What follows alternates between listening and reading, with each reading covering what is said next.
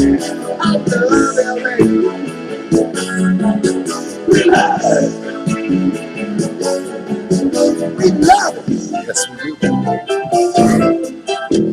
we love LA, and that is the theme of today's show, ladies and gentlemen. And welcome to another exciting edition of the Rabbi Rabbs show. I'm your host for today. My name is Rabbi Rabbs, and I'm broadcasting to you today live from the House of Rabbs. And we have a very special guest for you today in today's show, something very special.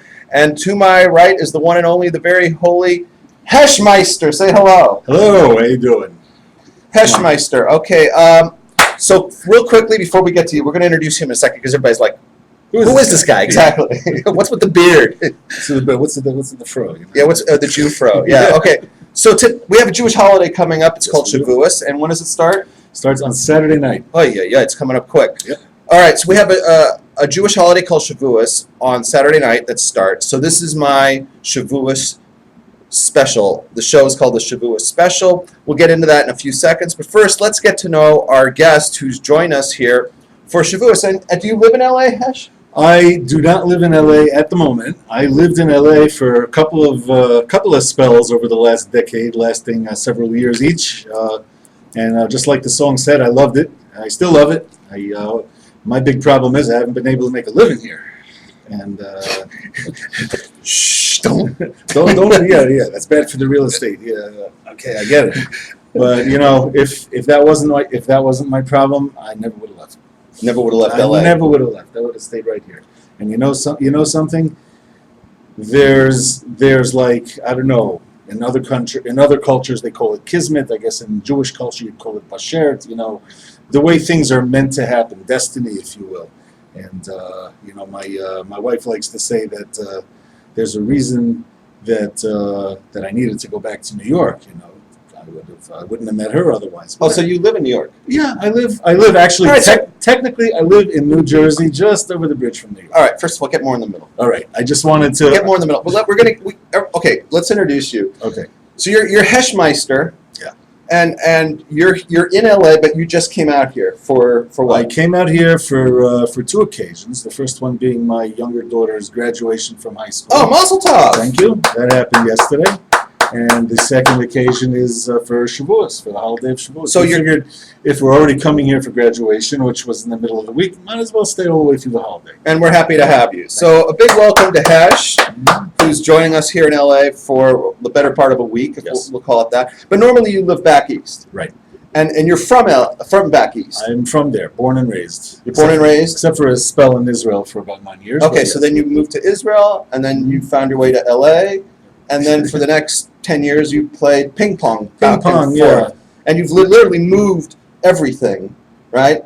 And moved yourself back and forth. Yes. Back and forth. Okay, we'll get into that in a second. Yeah. And I understand you're a musician, are you not? I am. Did you know that if you would come a little earlier, you would have heard one of your songs playing? Yeah, I think I saw it on the log there as you were getting set up. Yeah, I threw it into the playlist, and I said, you know what, he's never going to make it really early. So I put it on the last song before I Love L.A. Right. Was the one where you rip off Mystery Achievement. It was Mystery Achievement, and it was Tom Petty's You Got Lucky, baby. That's in there also. Oh, okay. With a bit of Southside Johnny, of course. Okay, so no, I'm not. Your influences are very. Bob Dylan once said, "If there's an original idea out there somewhere, let me know." Very good. Right. By the way, Tom Petty played with the. Yes. All right, so you're a musician, are you not? I am. And you're from the Jersey Shore. I am. You played music there, like you're like the second coming of Bruce Springsteen or something. I wish. Yeah. I always imagined that I would do something. I lived for 9 years in Israel, and that's the sound of the Jersey Shore always pulled me back to the East Coast of the United States, and I said, yeah, I'm going to get there.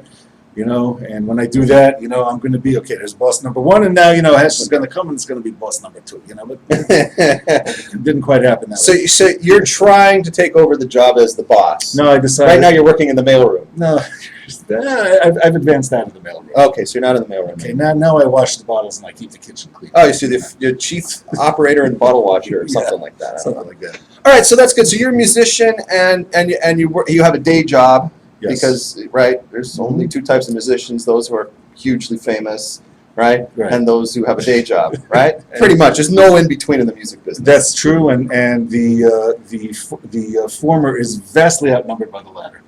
In other Oh, words, yeah. those who have the day jobs, I think it's like 300 to 1. No, that's being generous. It's probably a lot more. Oh, yeah. It's, yeah. And like, Yeah. we live now, well, I still live in LA, right? Which is like the entertainment capital of the world.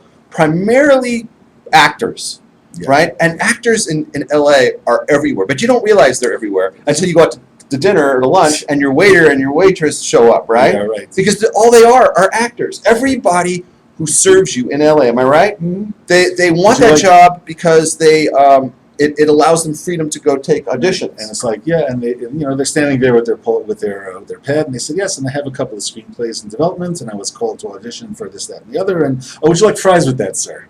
Right. It's the famous monologue. Right. Because all the people they need to impress are the people they're serving, right? Exactly.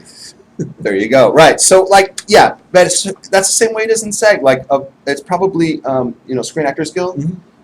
Of the people who are in Screen Actors, probably 95% of them are waiters and waitresses. With free medical insurance. That's basically what it comes down to. Sad story. Yeah, but and the rest of the other 5%, they don't need to work, but they're very few, right? Right. It's the same thing in music. But everybody wishes everybody's aspiring to be that, part of that, 5% or Oh yeah, absolutely. Yeah, one day that's going to be me. Yeah, right. I'm rooting for you. I'm already made you famous because I broadcasted that song. I am on the Rabbi Rabbs show. That's enough. Woo! I ain't. All right. So this is the Shavuos show. Now to get serious for a second. Now the holiday of Shavuos is when the Jews received the turf at Mount Sinai, Right. and it happens to be that it's brought down. In fact, we learn about it in the parsha that the Jews moved around a lot from one place to another when they were in the desert. All right. It talks about that in Parshas Number in Bamidbar. It talks about it explicitly tells us where they went. It tells us where they went. In fact, it even starts before that because they made between Egypt, between Mitzrayim and Mount Sinai, there were actually several stops there. This is before the 40 years got... right, it's the first 49 days. Right, exactly. Oh, there's also Jews don't go on a vacation and without making stops. You gotta go to eat.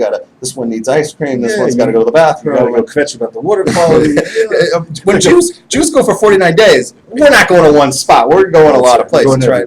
Okay, but the thing about what's interesting is the parsha, it's actually listed out. Like God listed out all the stops that we made. We went all over the place, right? So we see that it wasn't just like we went to the desert, we got the Torah, and we got out of there, right? We went, we stopped, and we went. We camped here, we decamped there, we moved there, we set up camp there, and on and on and on. And what do we see today? Many Jews, it's not changed. We, in our lifetimes, we go from this place to that place to this place to that. I know personally that I've lived in several different zip codes in my lifetime. I'm envious of you. Yeah. No, I started in LA, right? And I've lived in Chicago, I've lived in New Jersey, I've lived in New York, I've lived in Eretz Israel, just like you, right? And I have family, I talk about them all the time, who live near Washington, D.C. and Baltimore and all these places, right? And I visit them a lot. And I've also done the flight back and forth, but the difference is a little different than you. Mine has been like, I'm in and I'm out. And there was a period of time, probably like 10 years, where I made about 20 round trips from here to Baltimore, Washington Airport. 20 in about 10 years span. I mean, I was always going there, Twice a year, basically. Yeah, because, Average. every Pesach I went there, and then, like, this one has a bar mitzvah, and this one has this, and then there's, it's like, you're always going there, right? And the weather always sucks.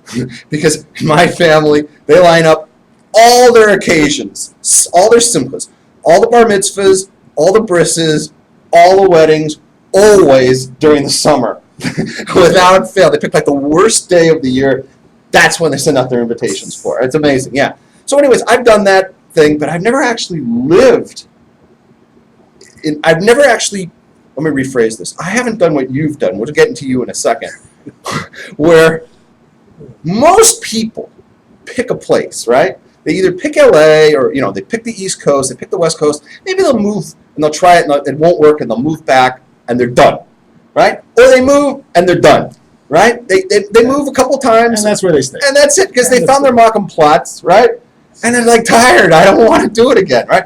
This guy is kind of an anomaly. He's not normal. This guy, well, let me just tell you, I cannot count during the time I've known you, I've only known you 10 years. Right. I cannot honestly count how many times you've picked up and moved from one end of the country to the other and then come back. It's like a ping pong ball. Okay. How many times have you done it? Now, cross country, okay, twice in each direction, which we will say 4 times. In 2003, Okay. I moved from the Jersey Shore to Los Angeles for the first time. Okay. 2003 came here Yes. and went back. And I went back in February of 2006. So that's just under. Okay, so you came here and you went there, and that's usually when people move back. Right. That's usually I decided That's it. Didn't work. it didn't Going work. back. I'm staying on the East Coast. I'm an East Coast boy, and I'm staying. Yeah. But not Hesh. Go ahead. Not me. I found myself living in various places on the Jersey Shore and in Long Island, and terribly missing the place here. You know, I had look. You know, I'm not going to say that everything was perfect here. I mean, you know, shit happens, right? Divorce. Okay, that happened. Came here, we didn't even last a year. Poof, hits the fan. End of story.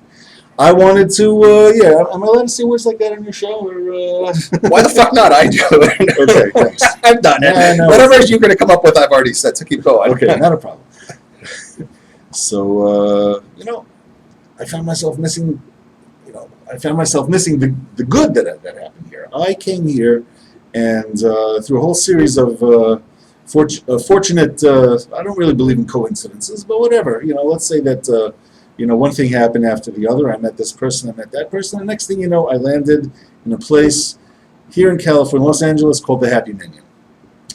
Happy Minion, for those who don't know, is Shlomo. If anybody is familiar with the music and the Torah and the Jewish style, if you will, of Rabbi Shlomo Carlebach, who was one of the pioneers of the whole Jewish outreach, and he came around in the 1960s in the era of all the hippies, and basically told all the disaffected Jews that found their way to Haight-Ashbury and other places here on the West Coast that it's okay, that it's cool to be Jewish, right? So he has a whole style of davening, whole style, singing, etc., that really took root during that time. He himself died in 1994, and later that same year, a whole bunch of his followers or fans or whatever you want to call them, living here in Los Angeles, set up their own minyan, using his style, his whole nusach, his whole prayer mode, if you will. And I knew about this before. My father played all of his music on the 8-track tapes in the Oldsmobile in the early 70s, right? But I knew the music. But when I was 19 years old and living in Israel, I went to Carlebach's Moshav, his settlement somewhere west of Jerusalem in the Judean Hills. And to me, to a 19-year-old, first of all, answer me this: what 19-year-old has any right to be jaded? Oh, I've seen everything. I'm too cool for my own skin. When's the first bus out of here, man? So I wasn't ready for it when I was 19. But next thing you know, when I was 36, I was ready for it. It happened right here in California, and I never in a million years thought that I would take to whether it's the Carlebach thing or the West Coast like a fish to water, but I did. It just totally suits me. More than any other places that I have lived before that, and bar none really. And it bothers me that I'm not able to make it work here because in a perfect world. Okay. So that's that. So you're happiest, you want to say, at the Happy Minion. Yeah. You found yourself at the Happy Minion. Jewishly speaking, yes. Okay, we're going to get to that in a second because that's a very key, that's a very big point, right? Actually, I'll talk about it now. The Torah tells us, I may have to put on my glasses for this. Okay. The Torah tells us, what does it say? It says in Devarim, it says in Deuteronomy 28:45 that the punishment for not serving, it explains to us what is the punishment for not serving God with simcha, with joy. So that's the whole Torah. Right. God is saying, why am I inflicting all this on you? Because you didn't serve God with joy. Oh, so from there, what do we learn? Right? from there we learn Eve dues Hashem b'simcha, because it never actually says, there's no commandment directly, right? Thou shalt be happy. Well, you have to be happy. Well, it does say that at Sukkot's time. Right? Okay, but that's just something. Okay, but I'm saying there's no actual one of the 613 mitzvahs, but we learn it out from Devarim, from that pasuk. We learn it out from that verse that since you can be punished, you can't be punished for something you never commanded, right?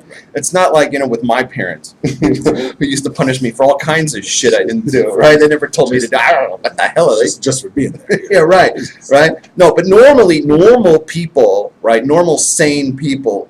Right, that the story goes in Torah that you can't be punished. God can't punish you for something that He never commanded you not to do. Right. So He never told us we have to be simcha. He never said it. Never said we have to be joyous outright. But we learn it out from that specific verse that since you got punished He tells you what the punishment is for not being joyous. That therefore there's a commandment within it that you must be happy, right?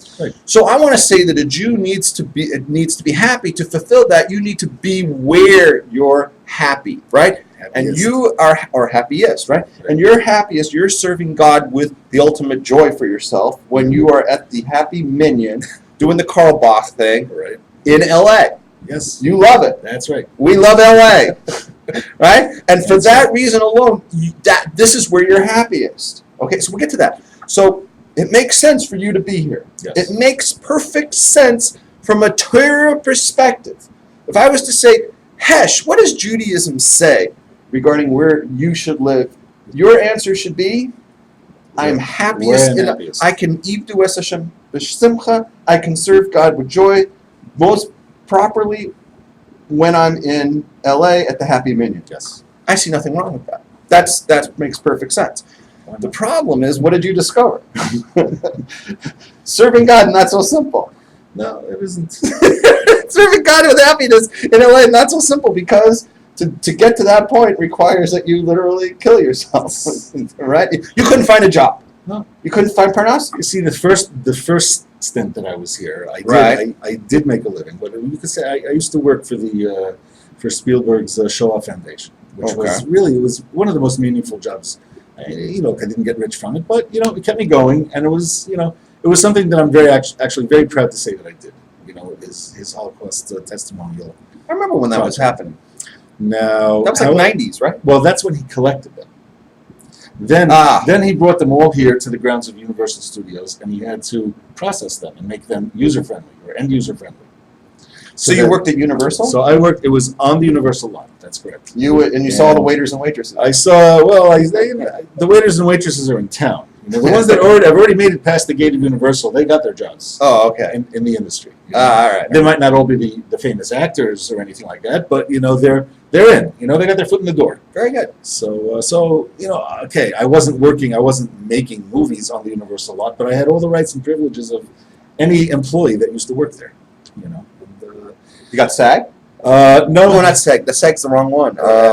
After, no. After, right. But the thing is that I wasn't in that. That wasn't my line of work. That wasn't my job description. Right. However, I could make use of any of the facilities that were on the lot. Right on. Whether it's a gym membership or the commissary or what have you. Just like anybody else. Wow. Look at you. And and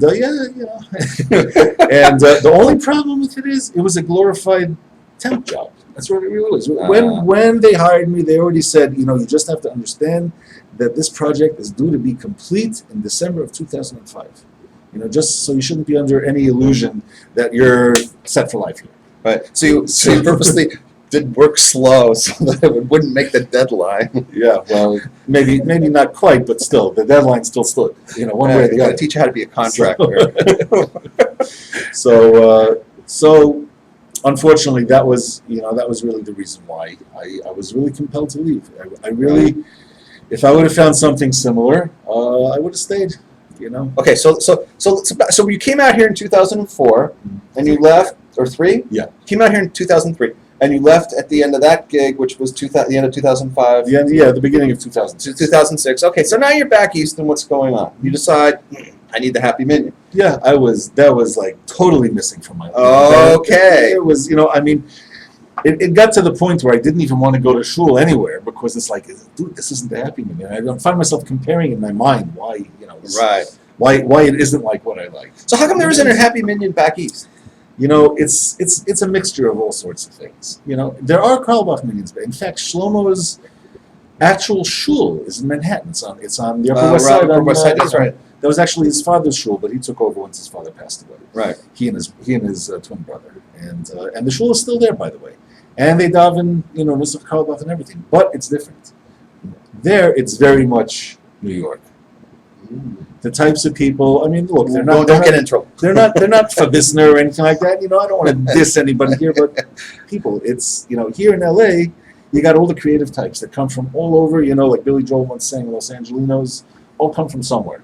So they all come from somewhere, to live in sunshine and from the exile. They all come here to get away from all the whatever it is that they left behind, back east or anywhere, or in the Midwest or anywhere else. And that's what you get at the Happy Minyan also. You have such a mix of people over there, and they're all totally getting into the whole thing of serving Hashem with joy. And it's not like a rabbi's up there preaching at you, and just one person is like in his whole chazanish voice trying to show off how good he is. No, this is very earthy and very, very grassroots. Yeah, very grassroots and very participatory. There's a lot of singing. There's a lot of dancing, and Right. It's more anarchy. It's more anarchic. It's not. There still is a seder there. You still follow the daven. Right. Everybody follows it, but they follow it on their own. It's right, more but it's libertarian. Still, I don't know how to word it. Well, yeah. Look, it's still an Orthodox minyan. Right. One way or the other. But they take a few liberties here and there, not halachically, but just in terms of how they do things. Right. It's a lot less rigid than a lot more places. And in fact, when I first moved here, they just kept going. The singing just went on until the energy ran out, and then people began to complain. The davening's finishing at 2:00 in the afternoon, and hey, I missed my lunch invitation. So finally, they had to curb that a little bit so people could, be in line a little bit more with what's going on in the surrounding, with the other shuls. People get invited to different meals or whatnot. Right. So, but still, even within that limitation, it's very. I mean, it's just more joyful than anyone else. All right, so it's the not idea, somber like. Right, so the idea of you replacing the Happy Minyan from there and starting in New York is not going to work because it needs the LA. It needs the cast of characters. It needs the vibe. It needs the energy. Right. The vibe is over here. I went back. That's right. I thought I had this idea in my mind. Something. I'm going back east. I'm going to the Jersey Shore again. Asbury Park, Springsteen, rock and roll, there's a whole bunch of creative types in their own way over there. Why not try to start Happy Minyan East? Right. The Jersey Shore edition, get all of these. Well, almost as Happy Minyan. Almost that, yeah. But the only thing is that I discovered that there's more to it than just davening, leading the services, and you have to be a community builder, and you have to be the kind of person that reaches out and draws people in. And we had people, and we still have people like that here. Here you had, I'm going to drop a name right over here. Here in LA, you had Stewie Wex. He was one of the people it started in his living room, basically, right after he got married.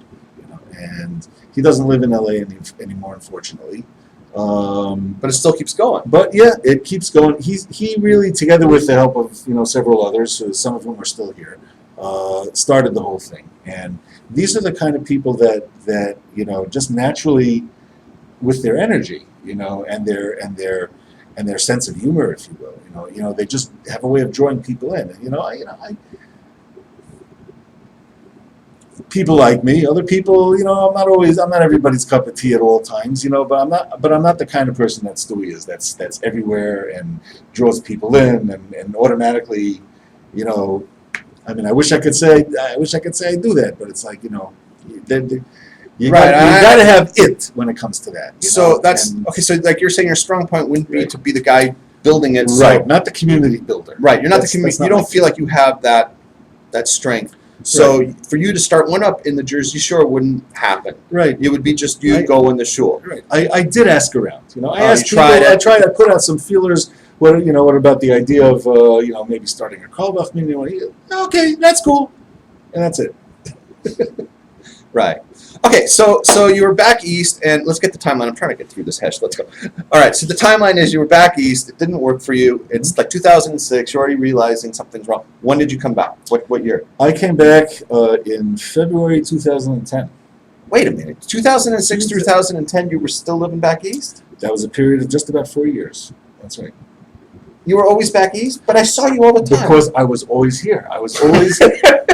we're leaving out an important part of the story. Yeah, we are. Let's okay. And that is, I mentioned before I came here for my daughter's graduation. Right. My daughter lives here in California. Okay. Not for much longer. She's going to college already back east in the fall. But this is where she was. This was her home base.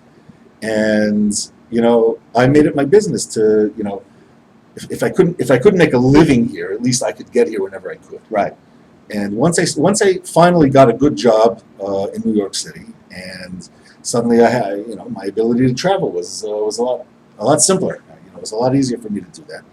So I came, I made it my business to come here several times a year. I saw you a lot. Right. I saw you a lot between 2006 2010. Several times a year. I would come here whenever I could possibly do it.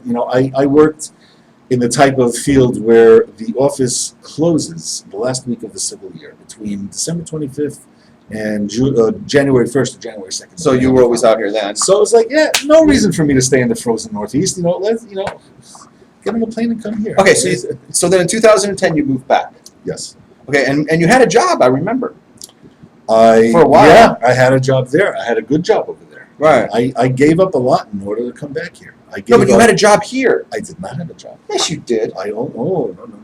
I didn't come here because I had a job. But you got a job.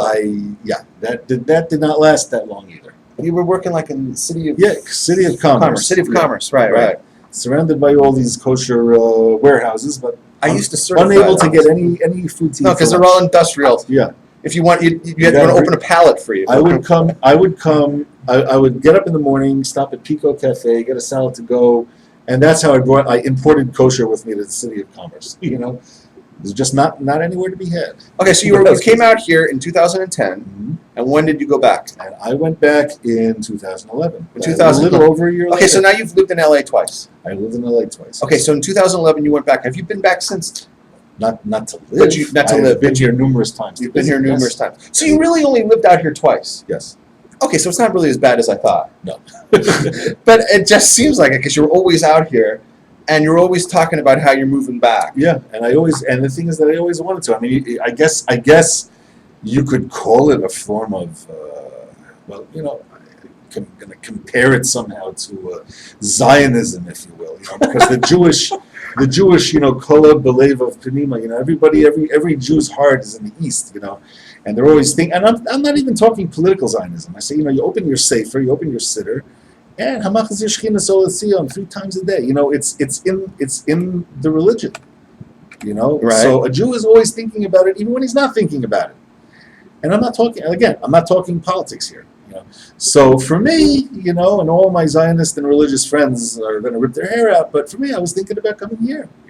This is where I was going to come to. And eventually, finally, like somebody making Aliyah towards the east, I picked myself up and pointed the car to the west. So everybody else, Dobbin's facing east. Jesus west. Okay, we'll get into that. Because I want to tell you something. It's an interesting thing. You have a song, do you not, called? You're a musician. You have an album called "Soul in Exile." Yes. Soul in this. I told you he's a musician, right? What do you play accordion or something? I play the clarinet. What do you mouth play? Organ. Yeah, no, I'm a keyboard player. Oh, you're a keyboard player. Yes. Okay, so he's a keyboard player, and he has his own CDs, and they're under the title, the label of Hesh. Well, I call it Think Records. It's an independent. What's your not a label. band name? Think being the Hesh Incorporated. Hesh Incorporated, which is what I call my musical endeavor. Okay, so Hesh Inc. You can find him on. You can find me on CD Baby. You can find me on YouTube. Yes, you can find me on YouTube. You can find me on iTunes. You can find me even on Spotify.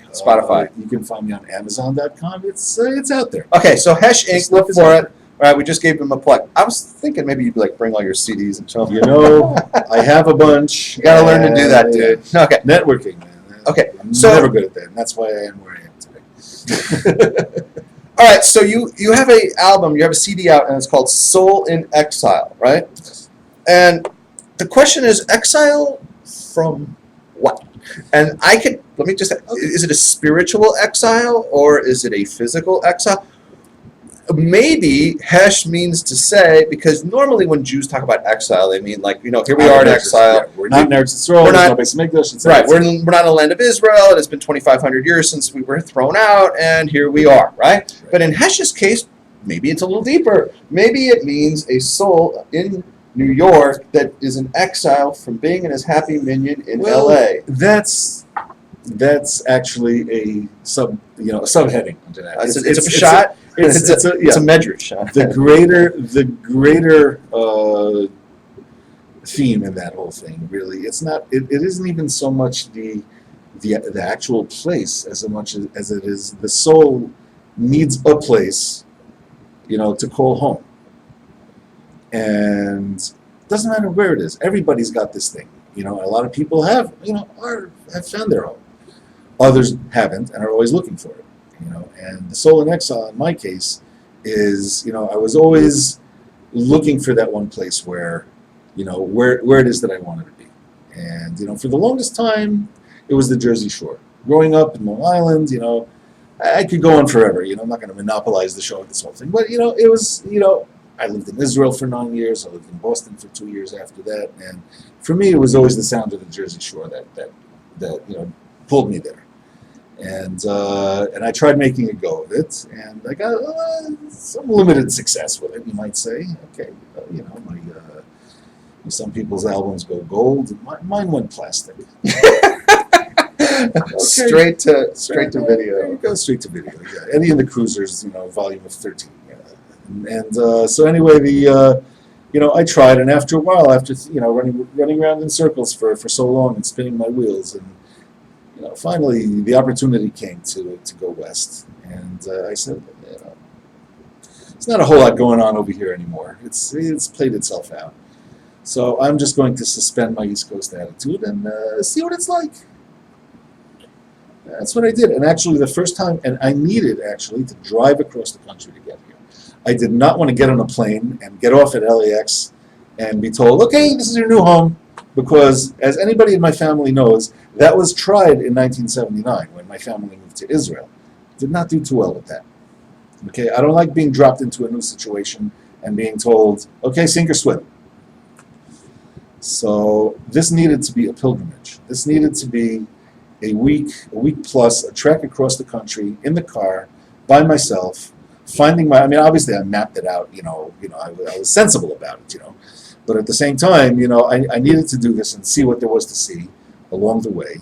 I guess kind of a purification, or basically leaving the cleat of the impure shell behind me out in New Jersey. Let's just tighten this up. Okay. So when it says exile in your CD, exile from what? From is it from Jersey Shore?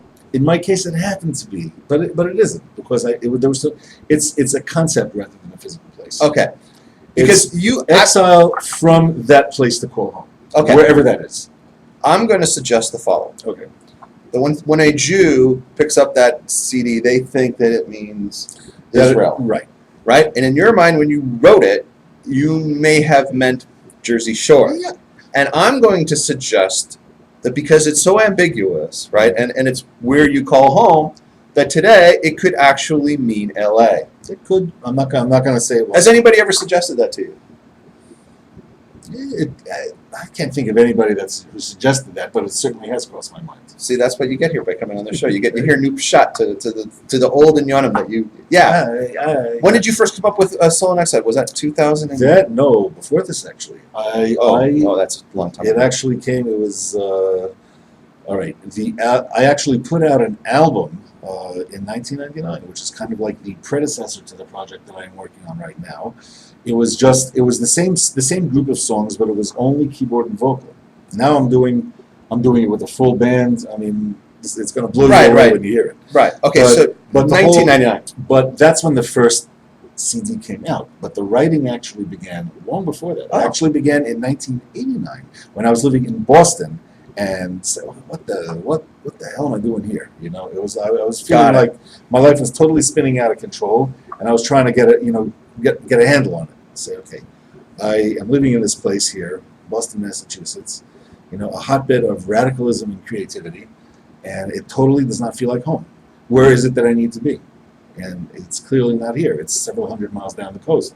Okay, so 1989, right? When you wrote it, the last thing on your mind was that you're talking about LA.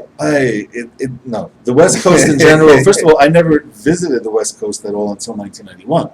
It just did not cross my mind whatsoever. Right. You know, it's me. Are you kidding? I'm like the, you know, I have a song called Jersey Shore Baby. That's the one you just played before the show started. Right. It's like that. You know, that's me. That's a Jersey Shore Baby, the East Coast dude. You know.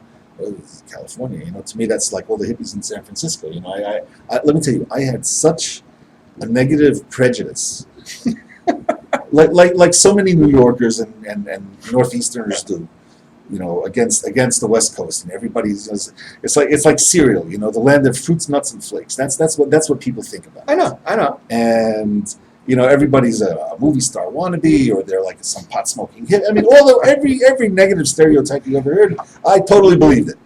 Okay, but right in 2003, when I came out here, I made it my business to say, okay, let's take all of that and put it in, you know, file it away, and not even think about that. We're going to try out something new, see what this is like, you know, and see, you know. I'm like totally open to any possibility. Cool.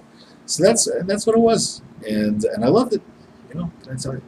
All right, we're gonna get into we're gonna discuss in a second. We're gonna break it down the question of answering in general where a American Jew should live. Okay. First, before that, let's give a shout out to the people in the chat room. We have a little bit of a crowd. We have DJ Buddy Lee is in the chat room, so big shout out to him. Tobias was in the chat room, so. And the real Justin. The real Justin. Let's give a big shout out to him. Show him the list. And okay, and also Rick Carbone is in the room. Okay, yes. And I brought him up last because he has a few things in common with you. Okay. He actually was from Boston. Okay. Right? Like you, he came to LA, and there's no way he's ever going to leave. Okay. Yeah, he loves it here, and he's from Boston, Mm-hmm. and he's a huge Springsteen fan. There you go. Can't beat that. All right, so that's what you have in common with Rick. All right, Cool. so we've kind of lived in the background. We got to know Hesh a little bit, did we not? Hesh seems like a good guy, no? Decent enough fellow. All right, and we got like his reasons why he personally. Would you say that you really LA is where you love? You love LA. Yeah. You love LA, and if you could figure a way to, If I could make it work again, I would. You know, if everything lined up the right way. Right. Okay.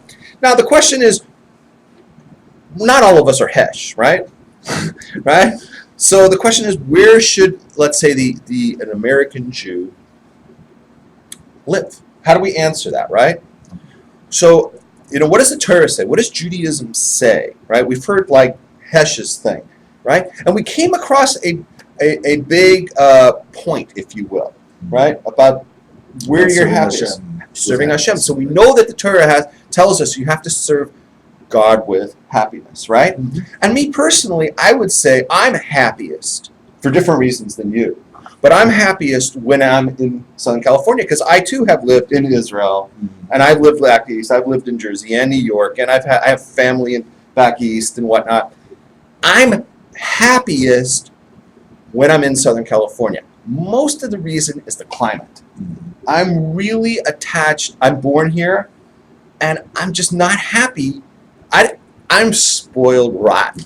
I really am. I didn't realize how spoiled rotten I am until I lived other places. Okay? And you realize how good it was. Oh my God. That's like the first thing that I'm always asking myself, what the hell am I doing here? It doesn't matter where you put me. That is always going to happen. I know it's going to happen. Within a week, I'm going to go, I cannot believe, like, what the hell was I thinking? Okay? Because I'm so much happier here. Now, it happens to be that the weather today sucks. Yeah, this June gloom. That's the one thing that I never quite got used to. It happens to be the weather today sucks. There's a reason, by the way, that Jim Morrison wrote a song, "Waiting for the Sun." Right. You know? June gloom here is terrible. This is like the worst day of the year. It's like hot, it's muggy, and it's crappy. And even then, it's still 10 times better than Baltimore on its best day because it's raining and hot and all these other things there. I mean, it's just crazy, right? But 300 days of the year, right? And I'm being liberal. I think it could be, or conservative. I think it could be 350 days of the year. It's perfect here, right? Yeah. It's blue skies. There's no clouds in the sky. There's no humidity. It's like 10% humidity. It's sunny. It's beautiful all day. It's warm, and then it's perfect, right? And this is how it is every single day. Like I take for granted with all the other problems I have in my life. I'm depressed or this or that. I always take for granted that at least it's nice out. Here, yeah. At least I see the sun. I get up and it's nice out. And I have to tell you that when I lived in the Northeast, I really did suffer from SAD. SAD? Seasonal affective disorder.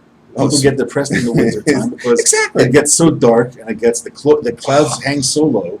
And I had to sit in front of this Verstinkender fluorescent light for 20 minutes each day just to get like the endorphins going. Man, the worst was when I lived in Chicago. Yeah, I can just imagine. Oh man. But then I came here, Yeah. and like within weeks, it was any depression was like completely blasted away. By You don't have time for it. No, come on. In November, I walk outside in shorts and sandals. It's like, I can't do this back in Jersey. No.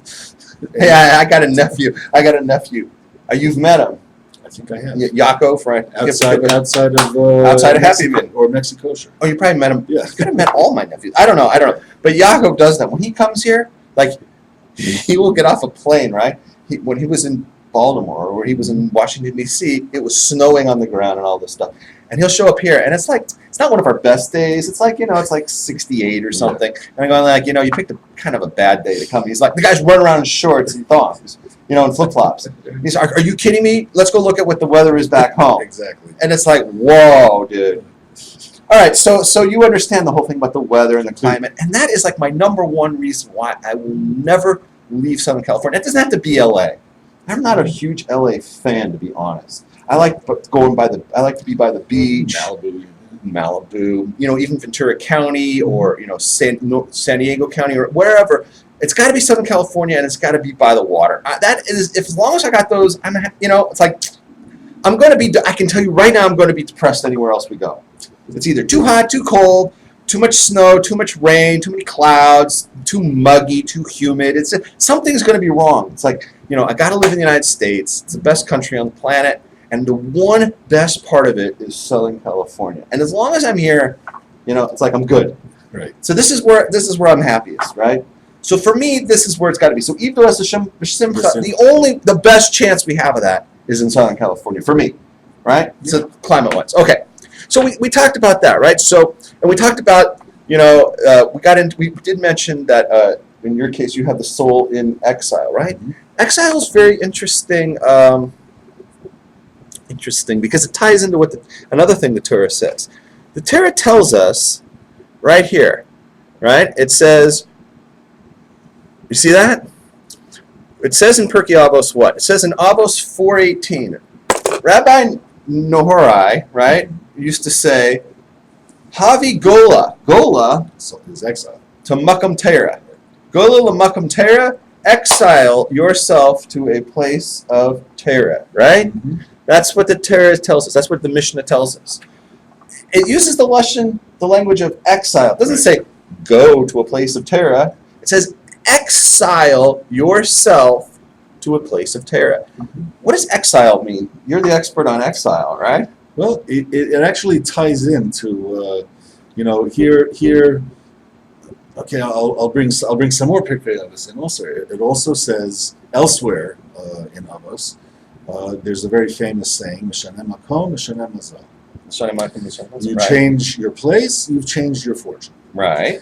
And if you go into, if I'm not mistaken, it's Avos de Rabbi Nassan, which is one of the commentaries on Avos.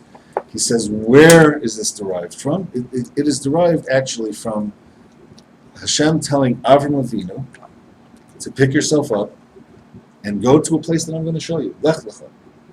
Okay? Because his spiritual and material development was not complete where he was, still living in his father's house in southeastern Turkey or wherever that is today.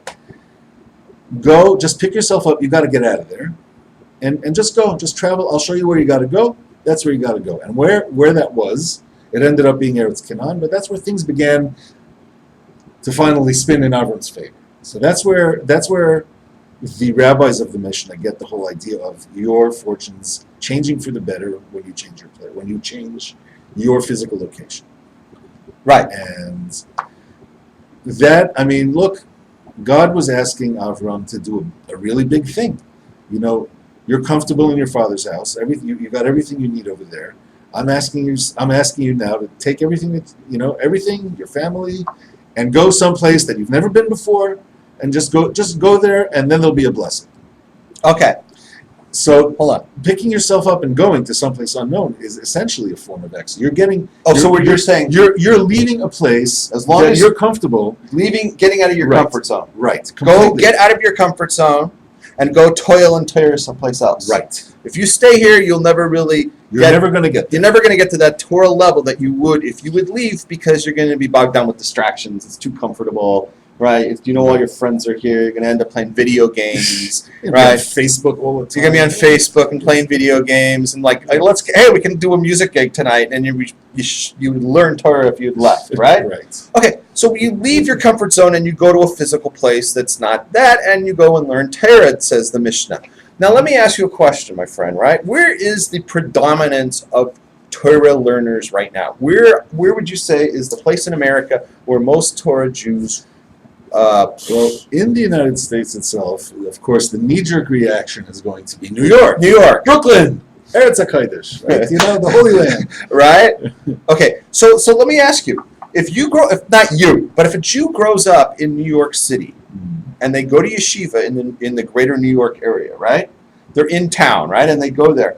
Did they fulfill that Mishnah of exiling themselves to a place of Torah when the Torah is in their backyard? No, and you know something? They don't appreciate it quite as much.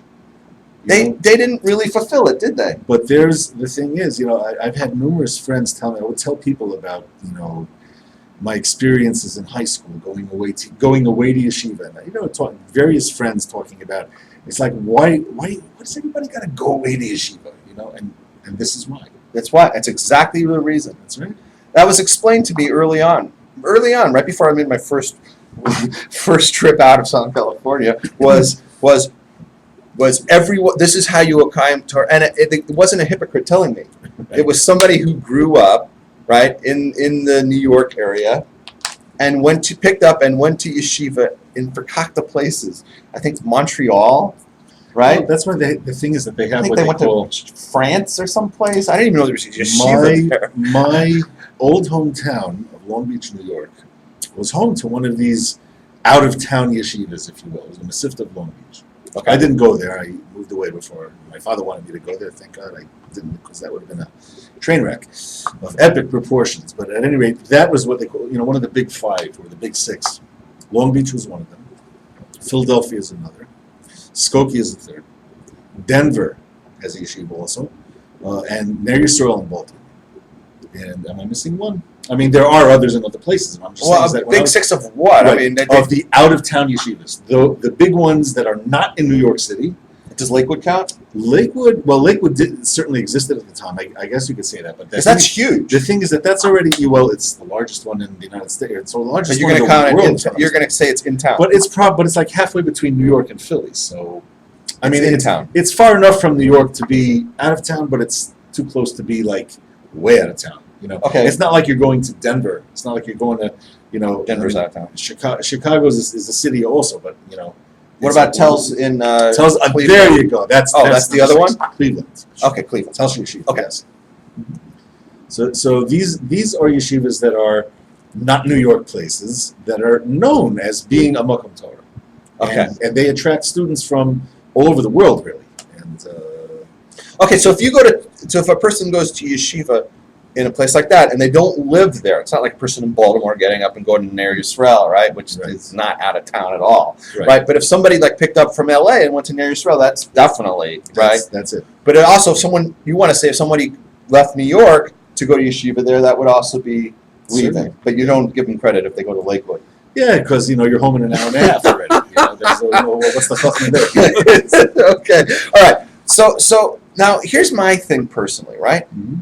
You don't see people coming to LA to go to yeshiva. And you know why? This has always driven me crazy. Because there's no yeshiva in LA. There's no real capital Y yeshiva, Yeah. on par with those that we just mentioned. right. And why Yes. is that? And here's what drives me crazy. Because it's since everybody does it, that's what we're going to do. Everybody picks up and leaves, right? And goes to New York and Eretz Israel and Baltimore and all these places. And they do. All the high school guys that come out of Yeshiva, Gedor, they come out of Chabad, and they come out of Yula, and the first places they're going to go to that next year are Eretz Israel, New York, or Baltimore. That's the lion's share of LA boys, right? Mhm. And the girls too. We'll get into that in a second. Why don't we have a yeshiva here? Then some of them might stay, and we might attract some from back east. We've never thought that through. We don't do that. Here we are. We got this huge population of from Jews. Do we not? Yes. In LA, in this neighborhood, there's like 100,000. And that's this neighborhood alone. I mean, we Not have to mention the other part, Jewish part.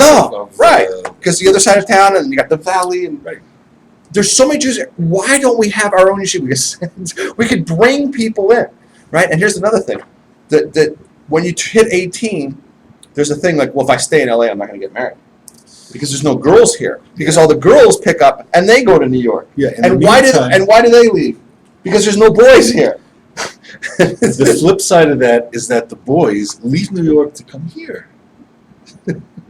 Who does? There are the girls go back east, and the guys come here. Who's coming out here? There are the younger generation of people. They'll do what? They're not going to yeshiva. No, to live, to work, Well, then they go to move. They got a job or they do Right, whatever. Exactly. No, They just moved here. right. Well, we're not talking about learning specifically. Oh. We're talking about trying to make a change. Move forward in life. Right. But I got news for them. They're going to have a hard time finding a wife. Well, that's exactly it. It's They're like, going to have a hard time. and in fact, this was one of my Facebook posts a couple of years ago. I put this out there. I said, all the West Coast guys are trying to find their shidduch, in New York, and all the girls here are looking to find their shidduch in New York. In the meantime, all the guys are coming here.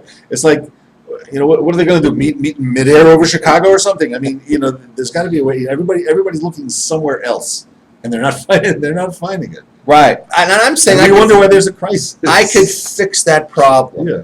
if I could get the girls to open up a serious, seminary right here in LA, and the guys would open up a serious yeshiva, right? And I'm talking not like small town. I mean like 500 to 1,000 guys. Make it like a big thing, right?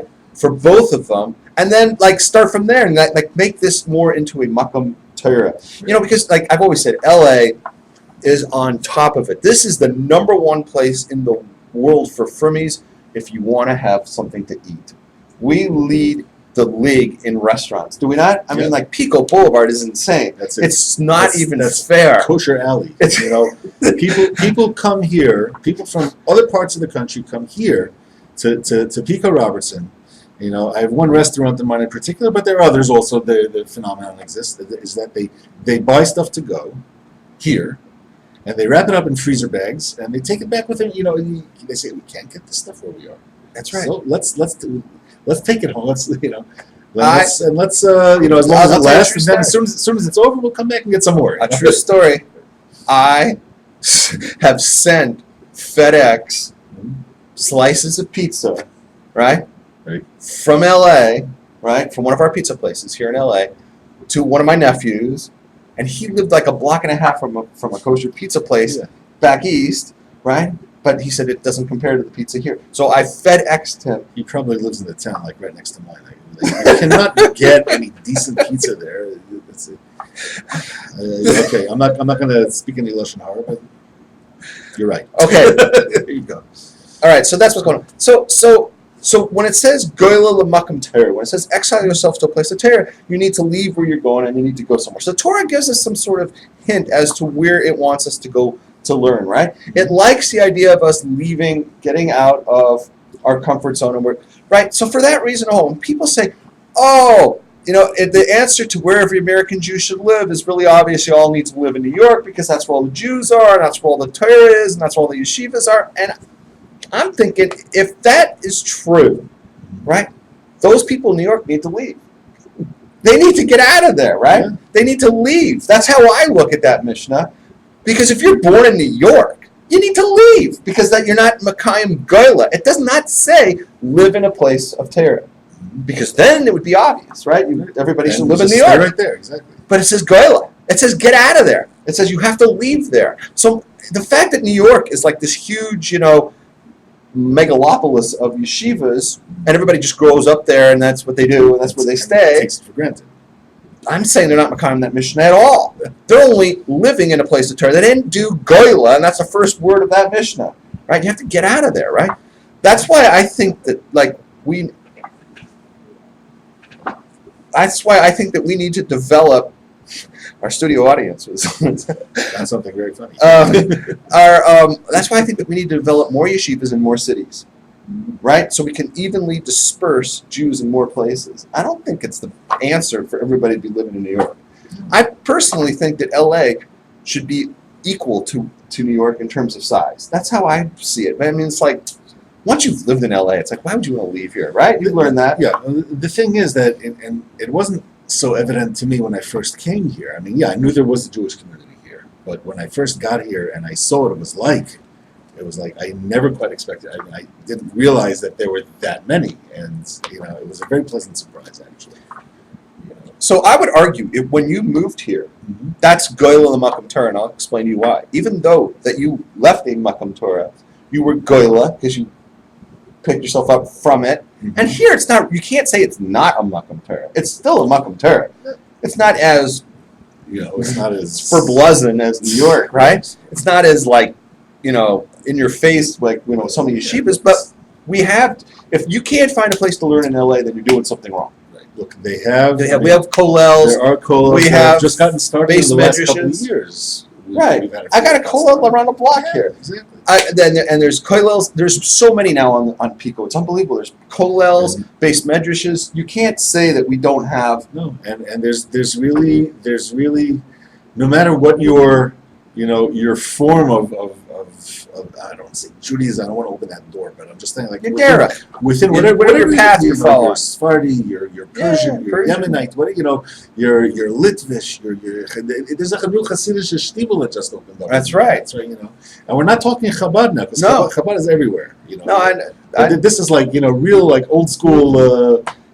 Capital Ches, and I know the rabbi. Mm-hmm. Yeah, I went there on Erev Yom Kippur, and I think he would dig it. No, he heard me. He heard I said something. I kind of dropped some Yiddish phrase over there that totally raised his antennas. I can see Yiddish, and what's your name? This whole conversation going on in Yiddish, and of course, within 5 minutes, Rosenwasser from where? From Williamsburg? No, et cetera, et cetera. I have a lot of family in the Hasidic Welt, and within 5 minutes, we figured it all out just listening to me. Right, because he's from LA, right? He's from LA. His family goes back 100 years here. I have to just take this opportunity. We're talking about Jews in Los Angeles. It's like the story of the first Rav that was here completely blew my mind, actually. And this was actually the rabbi that did my get actually told me about this. And this was actually a Lithuanian rabbi in the mid to late 19th century, who was arrested by the Tsar's secret police for some trumped-up charge. But we know that the charge was really being Jewish. And he was sent out to Siberia, and this was before 1867. Alaska belonged to Russia at the time. So this rabbi got attached to a hard labor detail that got shipped across the Bering Strait to Alaska. And the Russian holdings on this side of the Pacific actually came far enough south to a place called Fort Hood, California, which was... Yeah, I know where that is. And it was still... Oh, the Russians had some settlements up there. Yes, Russian rivers up there. Right. Yeah. There's a reason a reason it was called that. Right. There were Russians there. That's right. And this rabbi, prisoner, right, was I don't know what he was, building railroad tracks up there, whatever it was. One day he noticed that nobody was watching him, so he walked. He just left. He walked away, and he just kept going until he got here. How long it took him, I don't know, but he just kept walking where, noticed it starting to get warmer and warmer, and he made his way. What year was this? This was the exact year I don't know, but it was before 1867 because it was, there was still such a thing as Russian Alaska at the time. Right. The Alaska Purchase was 1867, right? So this was in the 1860s. Because 1849 was the gold rush, yes, right? And prior to that, there really wasn't any. Right. There wasn't anybody from everybody here at that point who was already here before then were Spanish or Native American. Spanish and Native American prior to 1848. Okay, go ahead. So this rabbi made it all the way to Los Angeles, and there was no community here, so to speak. It was really a dusty, frontier town, pretty much analogous to where downtown is now, maybe Boyle Heights, whatever. Right, exactly. There were 5,000 people. I'll tell you a thing real fast. In 1860 election, there were 5,000 people that lived in Los Angeles. 75% of them voted against Lincoln. This was a Confederate city. Imagine that. This was a Confederate city. Go ahead. So he was wandering around town, and a Jew recognizes, a Jew sees another Jew. He realizes what he's, what are you doing here? This, that, the other. The conversation started. The whole story came out. Basically, you had a ragtag band of Jews that made it here from other parts of the United States, Europe, wherever it was. They wanted to put together a kehillah. And lo and behold, a rabbi wanders in from who knows where. And this Rav became the first Av Beis Din, eventually the first rabbi of the community, and later Av Beis Din, the head of the rabbinical court of Los Angeles. And he sent a letter back to his community in Lithuania somewhere. And he's and he wrote this whole story out. And I can just picture, I don't know if you remember the Frisco Kid with. I was just gonna say with Gene Wilder. I thought you see all the old rabbis sitting in the basement, and they're reading this letter. Like, Visdos, where is he? Los Angeles, California, Visdos. And they're going on and on. But apparently, a copy of this letter actually exists even today in the archives of the Beis Din here in Los Angeles. So that to me was like a really fascinating story. It's interesting about the origins of the Jewish community here. I know that after the railroads came in, and that was later. It was 1880s, 90s or something, 1890s. The Southern Pacific Railroad was big in Southern California, and a lot of they started connecting, the rail line between here and back east, and a lot of Southern Jews started working on that railroad. You've got a railroad, we're gonna be doing business on it, and they would haul their wares and start selling to different places, and that moved a lot of Confederate Jews to LA. Jews built that railroad also. I mean, this was in the era of the railroad barons, and if you look along a line stretching from Southern California into New Mexico and Arizona, you will find a series of towns by the name of Seligman. Seligman, Arizona, Seligman, New Mexico. Who was Seligman? He was a German Jew who first started in New York, but then moved, if I'm not mistaken, to Georgia. He started off as a peddler, eventually became a dry goods merchant. It's the classic Jewish success story of the 19th century. Came here to the United States. Eventually, he became a railroad magnate and pushed the railroads west until they reached over here. And so all these towns along the way, along the railroad route, were named for him. Right on. All right, so we bored you with that. Yeah. We went off track on that. History is fascinating. All right, so whatever. Okay, so Los Angeles, right, and I want to say, right, is a Makam Torah. Okay. And if someone from New York moves to LA, they're going to the Makam Torah because they're actually leaving their comfort zone, which is very comfortable, by the way, for them, and whatever. And then they come to LA, and then you can still learn Torah here with that Hasidic guy. You can learn with because LA has been a thriving place ever since 1860, right? Right. Okay, so that's what we say there. Okay, so we could say that when we say where does an American Jew, where should they live? They should live where they're happy, and they should also consider go to where there is a place of Torah. But leave where they're at. Right. Leave where they're at. Leave where their point of origin and their comfort zone, and go to where there is Torah. Right. I have one more little Torah thing to throw into it. Okay. Right. Hillel, it's also in Avos, right? Mm-hmm. What did Hillel Hazakan say? He said, "All tifresh minat tzibor." Don't distance yourself from the community. That's an Avos 2:5. Don't distance yourself from the community, right? Mm-hmm. So what would that be? That would be distance from the community would be when you're in some place where you're far from the community, right? So that eliminates certain places. Hillel warns, don't go to certain places because there's no Jewish community in these places. You're going to drive yourself crazy. I think that Hillel also, what he had in mind was that, and at least this is what I got from my father also when he taught me when I was young. All right. Is that, where there is a community, don't separate yourself from it. Okay, that's something. That's something I'm guilty of. Okay, but if this has to do with geography, Okay. then a Jew is going to have I'm going to say that I agree with this. A Jew is going to have a hard time, let's say, in a place where they show up and they're the first Jew. Mm-hmm. And I've been to these places. I've literally been in places that I've never seen a Jew before. I have been to places that never, because when I was working for in the kosher foods business as a supervisor, I had to be sent out to Yehupitzville. I had sent out to all these places, right, out in Yanimsveld, where they'd never seen a Jew before. They're just places that no Jew's ever been before. And then I show up. Boldly go where no Jew has gone before. And you know what? Torah says, good place to visit. Don't move there. You know why? Because unless you move in with you bring a community with you, which, by the way, is not a problem, right? And it has happened. Oh yeah, Jews move in a community like let's say the whole town picks up. We're all going to move out in the middle of nowhere, right?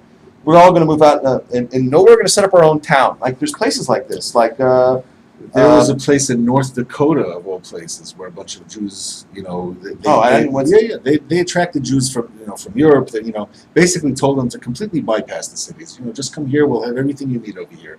They dug a mikveh. They imported kosher food, and they didn't actually build a shul yet, but they davened in people's houses, etc., etc. Ultimately, this venture failed. Look, you're living in Yemen'sveld over there. You think Chicago is cold in the winter? I mean, the prairies. Oh my goodness! So finally, they decided. After the old man died, the daughter decided, okay, I can't do this. And she went back to Chicago, and then once she was older with kids of her own, she decided to take a little trip and see. And there was nothing left. Okay, the entire place had gone back to nature, except for where her father had dug the mikveh in the ground. That was the one reminder that there had been a Jewish community. Had been any community there, but that it had been specifically Jewish. Right. In the middle of grasslands, nowhere. In the middle of North Dakota. That's very interesting. I never heard that one. I know that not far from there in Iowa, they had a community that built, and it was based on the shechting. That's you have Postville, but you have other places also. Yeah, because the stockyards, right? Because they send teams of sheikhim. How do you say? Ritual slaughterers. Ritual slaughter. Rabbis come and they're going to slaughter the cows. The cows for the kosher cows, right? They have slaughterhouses, right, out in Iowa. So they send out, but then they're doing it so much they want to bring their whole family there because they're going to be like living in Iowa, right? And then their family's like, well, we're not going to live out here in the middle of nowhere. So they start bringing in like people. They say, come on out. And then the next thing you know, you have a base medrash and you have shuls and you have mikvahs and you have a whole town. It's a whole town based on shechting cows, right? I mean, that's basically what it is. Chickens. Whatever. Yeah, right. But that goes on in Iowa. That describes, no? I mean, it's a thriving town. It's staying alive because the parnas is there. Now, if they ever stop shechting, that would probably fold up. It would dry up. It would dry up. Everybody would leave, right? Mm-hmm. But that's a way of doing it. Like you go there, right? I was friends with a guy in yeshiva. This was over 30. No, this was 30 years ago. I was in yeshiva in Eretz Yisrael, and his family had left and went to Denver, like you mentioned, Denver. Mm-hmm. And he told me, and I'll never forget this, that when he arrived in Denver, and he was dressed just like me, exactly like me, he said the people there looked at him like he fell off Mars. They had never seen that. And the reason why he was there is because his father was brought out to shecht. He was shecht the meat in the Denver area. So they moved the whole family over there, and they said it was crazy because they'd never seen anything like this, right? So I don't know, right? I've been to places where like everybody stares at me when I walk in. I mean, Logan, Utah. Have you ever been there? Never. Okay, not only was I the only person in town who wasn't Mormon, but they knew for sure it wasn't Mormon because they had never seen this. And I walked in, there's places that like in the Central Valley of California, these farmlands. Where Chabad hasn't reached yet. They're everywhere. Chabad's gonna have a tough time in some of these places because they never seen Jews. And I walked in, like Modesto. People say like Modesto. Modesto's a big town. It's got hotels. And I've been in towns that are like, what do they call like a one horse town or something. I was in a town. I've been in towns where you could literally throw a tennis ball from one end to the other. I mean, you just drive and you could miss the entire town on the because there's only one exit, and it's just like, I've been all over, man. It's like that song, I've been everywhere, man. Yeah. When you go to the Central Valley, it's amazing. And a lot of these places never seen a Jew, and you walk up and they don't know what to make out of you. They just don't know what to make out of you when you drive in. So anyways, right? That Torah says probably not best to move there because you're gonna go crazy. You're going to go crazy, and I can understand why. Like it's fun for a week or something, and get away. After a while, like you just want to hang yourself. You're gonna have mental health issues. That's for sure. Because you're gonna go what do I do for kosher food, and what do I do? And it's like there's nobody that's like on the same page as you at all. Nobody in town's on the same page as you, right? So Torah says probably not the best. L.A., Los Angeles, totally in town, right? Yeah. You're not separate. This is a big, strong community. I would argue though that there's places in Southern California that are outside the community completely. I feel like I'm totally on my own when I go to certain places in Southern California. There's no place to eat. That's the first sign that you're in trouble. Well, again, commerce. Oh, you were where I used to work. But the funny thing is that there are Jewish businesses there, but there's no place to eat there. I mean, you have to bring it all with you. You got to eat, and I just thought of something. Why don't you open up a kosher restaurant in Commerce? Just for all the people, just for all the business people over there. Yeah, some people had the idea they opened up kosher restaurants in downtown LA, and they're only open 9 to 5 during the week. They're not even open at night for dinner, and they're not open on Sunday, and they're only open during business hours. And they don't even do any. It's all out the back door. It's all delivery and takeout at lunch. And no sit downs. Basically, and a lot of Israelis work downtown. Yeah. And these are Israeli type restaurants, Like if you're looking for a falafel and you're downtown, no problem. We have kosher restaurants downtown. You should have thought to do that. Think about doing that in Commerce, because there's a lot of Jews that work over there. It's not a bad idea, actually. I'm not really I would need somebody with a better handle on food and running the business. And as it happens, I seem to have married into that. My stepson is a chef, and how's he doing? We toyed with the idea of bringing everybody. Just move the whole family out to California. And make it a family business. It's a nice dream. I'm not going to knock it. I'm not going to say no, it could never happen. But right now that might not necessarily be where we are. But it's something to think about. Certainly, one of my stepsons is he did the Cy Sims business program at Yeshiva University. He's an MBA. Wow. He can start and run the business. The business there. My other stepson and my wife is an excellent cook also. Between the two of them, the food is is all taken care of. Me, I could be the Luftmensch. I could be the dreamer. I can bring in the entertainment and worry about the schedule, the culture. Maybe the advertising. Whatever that sort of thing. So, but look, it's feasible. Things like that have happened. They could happen, and you can fill a niche. Like you said, commerce, whatever. Right, that's definitely a mark. It's something to think about. If you know for a fact that there's a lot of Jews there, right, and then they've all got nothing to eat during the day. Mine was, I go down to Orange County for game. Rick will appreciate this. Rick's in the chat room. Give a big shout out to Rick. I go out to Honda Center, right? I go to see the Duck games. There's no kosher food at the Duck games at all. There is nothing to eat there. There's nothing I can buy. You know, we only recently got Dodger Stadium. Right, because Jeff's Gourmet put up a. We're way behind the curve on this stuff. Other cities in America have kosher food at their places, right? Mm-hmm. It used to be like a big chiddush. Oh, like my sister and brother-in-law said, to me like 20 years ago or so, like, oh, we go to Baltimore Oriole games and they have a kosher kosher stand there, right? I thought, wow, kosher at a ball game. Who would have thought, right? Today, that was 25 years ago. Today, I was looking online. Like, every stadium has kosher, like, except LA. Like, why are we so behind the curve here? Like, we're like the last ones to, like, move into this. I don't get it. It's like, that's your, right there. There's your market gap. Go. Open one up at Staples. Open one up at Honda Center. Why not? Speaking of Rick, he was in the chat room. He said that when he came out from Boston and he moved to LA, he met his wife within 6 months.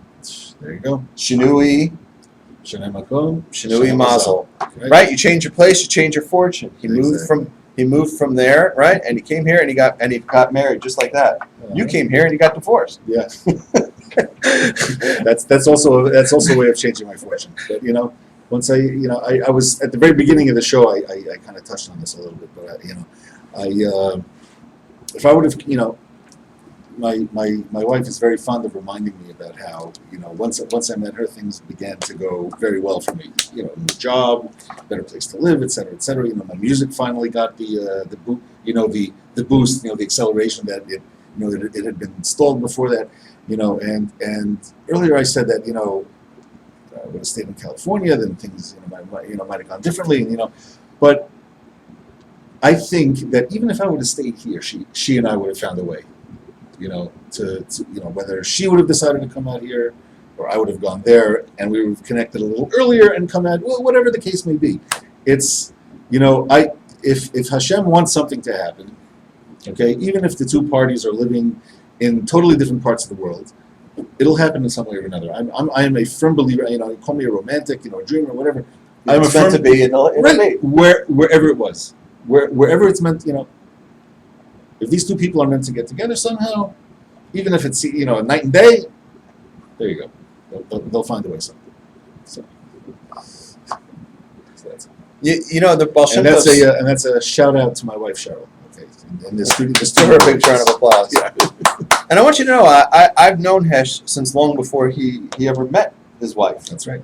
And so I'm very happy that he found somebody, and he's found true happiness. What was I going to say? Oh, the Baal Shem Tov says you can never say what if, because people always do this, right? I'm guilty of doing it. I do it quite a bit. I go, I'm very guilty. What if it wasn't like this? Hey, what if? Like if it had gone this way? That you can't even ask these things because the way it happened was the way it was destined to be, and it doesn't matter. There is no what if. There's no what if because it's like a computer program. Like you can go like 25 different directions depending on your input, right? Mm-hmm. If you do this, then this will happen. If you do this, then this will happen, right? God's already worked out all the possibilities, right? And don't ask what could have happened because you chose the way you destined your life to become. Mm-hmm. And that's it. You can't go back. You can't start playing these games. Right? What might have been. Right, because the whole world would have had to change to make that happen, and you don't have any idea science fiction writers build entire careers around that whole thing. Right, exactly. It's like, well, you can't go back to some point in time, 200 years ago, and change one thing, because if you change one thing, you're going to change everything. That's right. Right. There's like some episode of Star Trek or something. Yes. Yeah, and they said don't kill any butterflies or something like that. No, it was actually a very famous episode. Without going into too many details. About the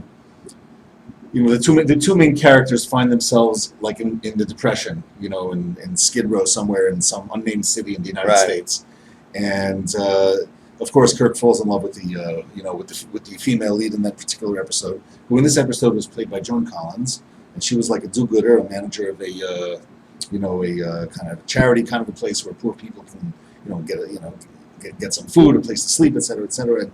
And of course, Kirk falls in love with her, but it turns out, after Spock finally manages to put his tricorder back together in 1930s, Skid Row America, he realizes and he discovers that this woman eventually went on to found a very strong pacifist movement that influenced the United States government not to get involved in the Second World War. And then the Nazis won. Therefore, if we want the world to come out the way we know it, and the United States to win the war, and eventually 200 years later for the United Federation of Planets to come into being, we have to let this woman get run over by a truck. And Spock tells Kirk, you cannot save her. The minute you save her, you're going to disappear. You're going to cease to exist, and everything we know is going to be like it never happened. So again, the whole what if thing. I mean, once you start that thought process, you'll never stop. You'll never be able to get off that train. I agree with that. All right, let's check the chat room one more time. Who's still with us? Justin, Buddy Lee, Rick still with us. Rick says, why ship a pizza back east? You're crazy. And the exclamation. I admit I'm crazy. I don't know. My nephews, they asked for it. I send it. I don't even think what I do. That's better. Look, when I moved here, one of my friends back east sent me a dozen bagels. She FedExed me a dozen bagels from New Jersey because I discovered early on that even if as much as I love LA, I will say the bagels here could be better. I'll be nice. I'll be charitable.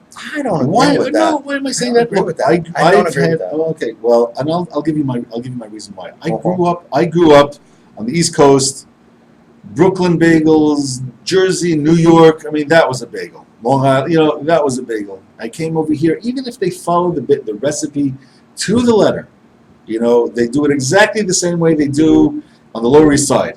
Okay, it will come out tasting different. Why? Because the water is piped here 200 miles through the desert from the Owens Valley. It doesn't come down through gravity-operated tunnels from the Catskills. Okay, the water is different here, and it affects the taste.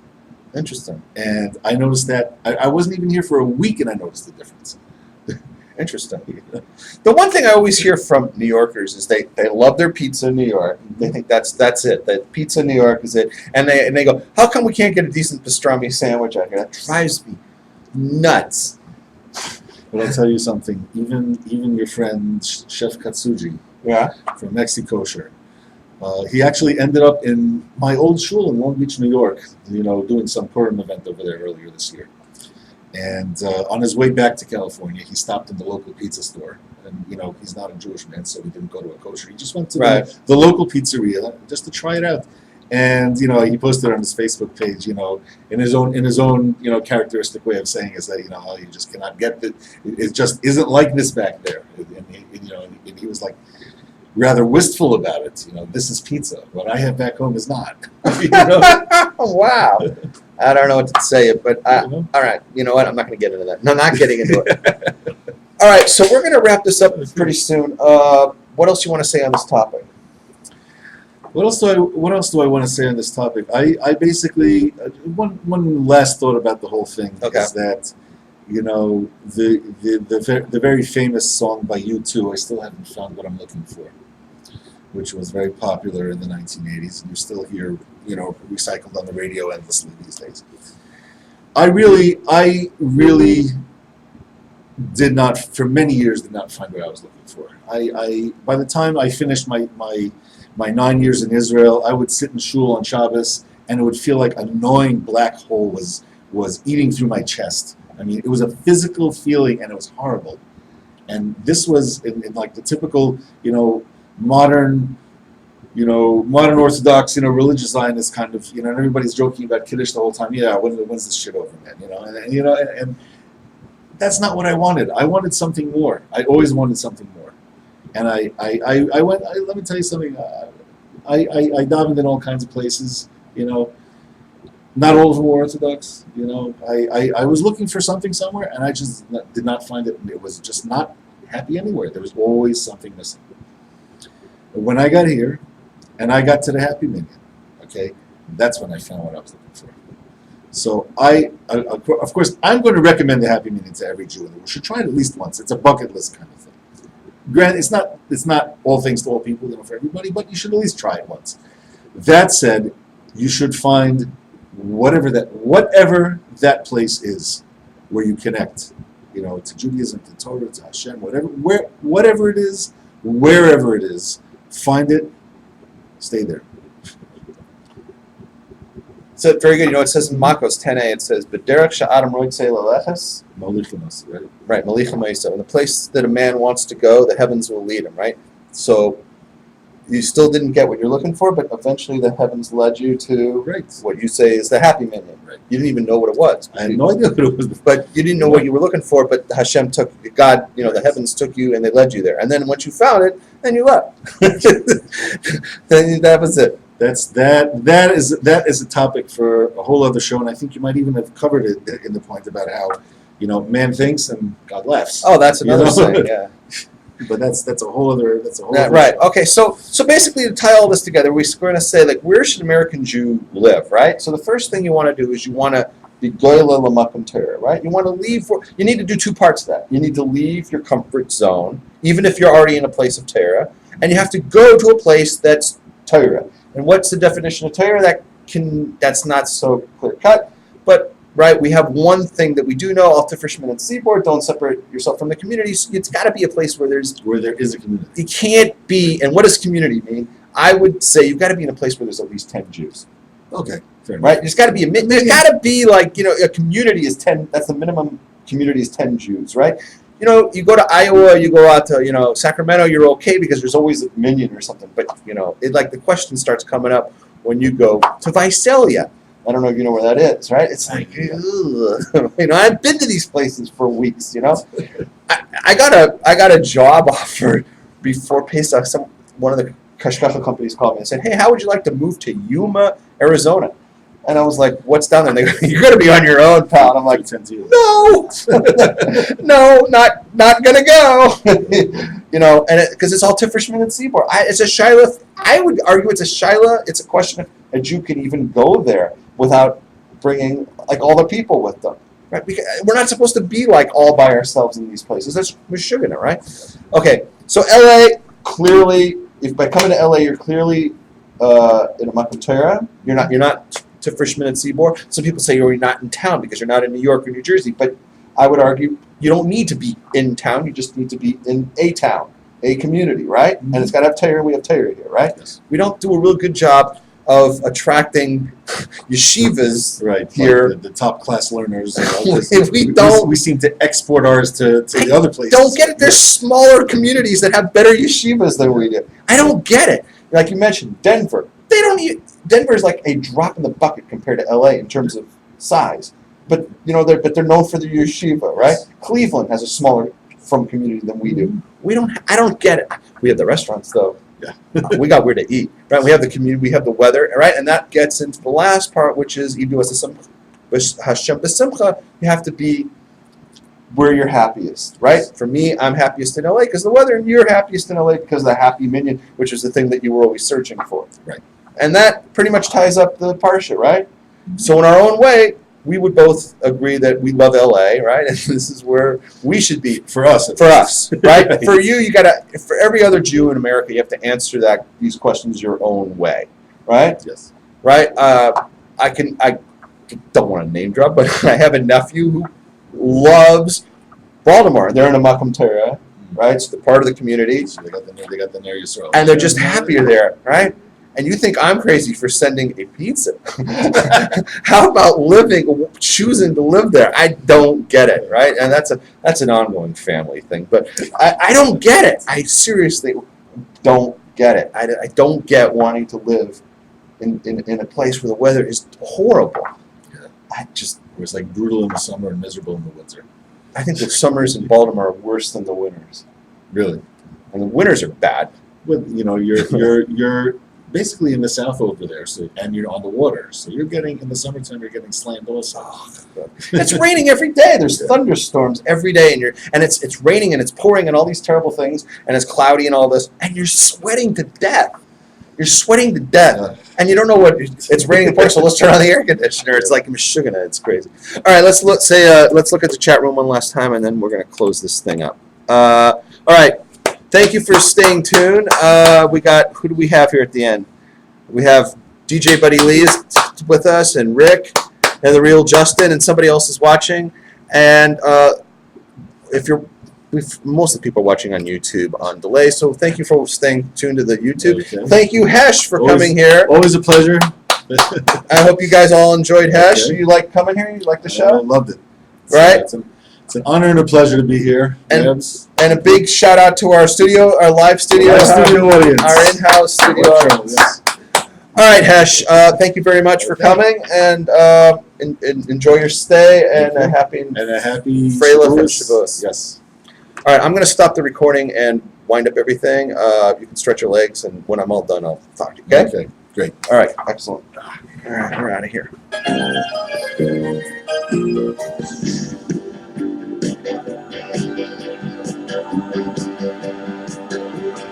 Look at that mountain.